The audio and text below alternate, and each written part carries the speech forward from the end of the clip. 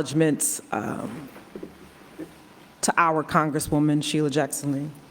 I did not expect to, I'm still very numb and melancholy about this because she had responded to a text message recently. I met her in 1998 at the George R. Brown Convention Center. Former council member Carol Robinson hosted a teen and young adult summit.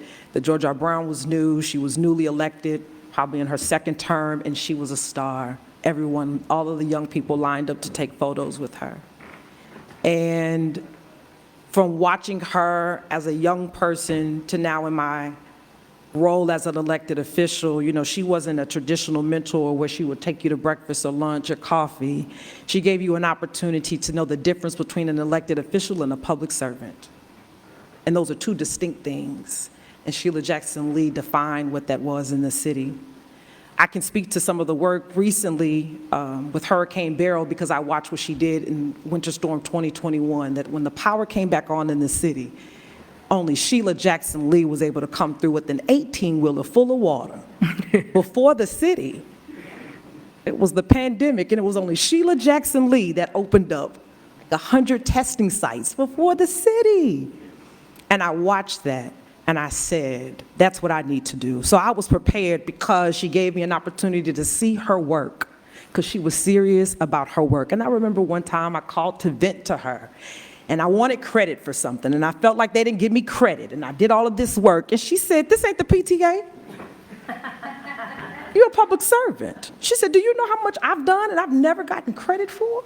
And it made me switch a gear in terms of taking myself out of it and looking at the people, taking myself out of it about credit and looking at the work and the result and the impact. And for that, I'm truly grateful.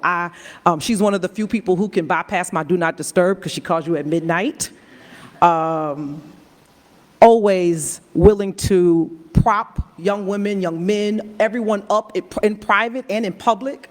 I can't tell you the number of rooms I've been in where she's elevated me, where I felt like an imposter that I should not be there, but she gave me the confidence to speak. She gave me the confidence to insert, and I hope that my service and impact in this role could only mirror a portion of her contribution. My heart is still with her family, and then I need to make sure I'll be ready for Monday, be ready for this week, as we hear countless stories about who she is. She's the queen of disaster recovery. And so with that, I want to continue the stream of consciousness about the recovery in the city and what we're doing in the district and just overall. We have a partnership with the Houston Tool Bank. We've invested $15,000 in terms of response, and we've partnered with Clear Channel for a billboard. We are now on Westheimer. Honk if you see us. This is up. And it clearly says, we have a plan, do you? And it's apropos because we are in recovery. Beryl was a Category 1, and as we anticipate hurricane season having a 2, 3, 4, or 5, we want to remind our neighbors to critically think about their plan. If you need to evacuate, if you need to sign up for some type of service, so we can anticipate your needs and respond to you. The Houston Tool Bank and my office have been in partnerships since 2021, since after Winter Freeze Fury.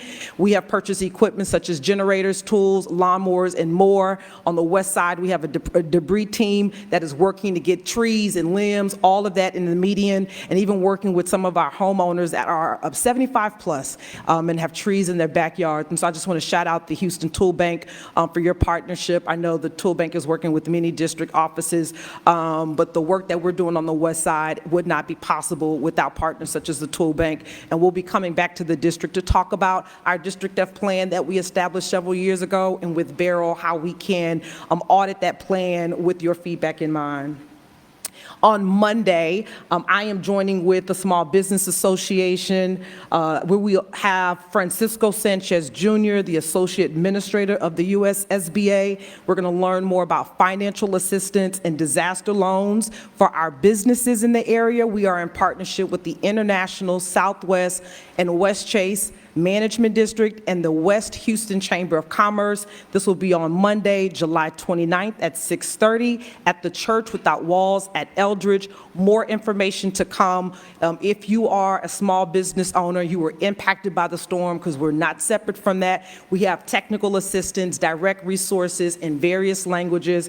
We're going to be there for about a good hour. We will follow up with this information and make sure you have it. I want to appreciate all of our partners, our management districts, our chamber, for working with us to make sure that our businesses can stabilize and take advantage of all federal resources that are available to them.